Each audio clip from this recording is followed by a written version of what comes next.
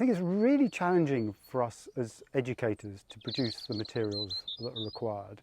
We're all working within systems that are quite limiting, quite constraining. To come here to speak about the future of education, which is such an important thing for me, and I think everyone here, has been really quite remarkable. And with the sheer range of people we've got here and the ages and all of the sort of thinking that's been brought to the festival, I think what we are doing here is in the midst of a creative process.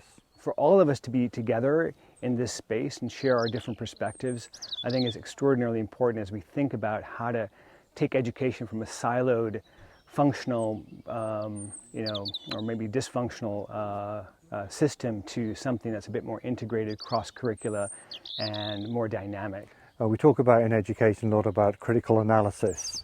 We often ignore critical synthesis, which is when we bring things together, bring ideas together, share, learn, create something new. By bringing this community together, we're actually building a container that's going to create more value over time than each of its individual parts. We always talk about hindsight in education. You know, we're always looking back. If you've got an examination, it's a great way to test what you know about the past. Here we're getting insights. And when you have an insight, that brings something new to a conversation, something new to consider.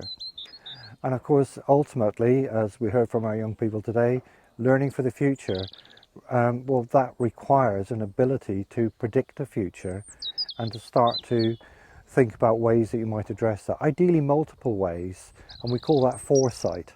So coming here today, I think, has really helped the sort of the foresight journey into seeing potential ways forward. So let's see what emerges from the last 2 days. Let's try these ideas out, let's learn from each other, and let's share them through our own practice.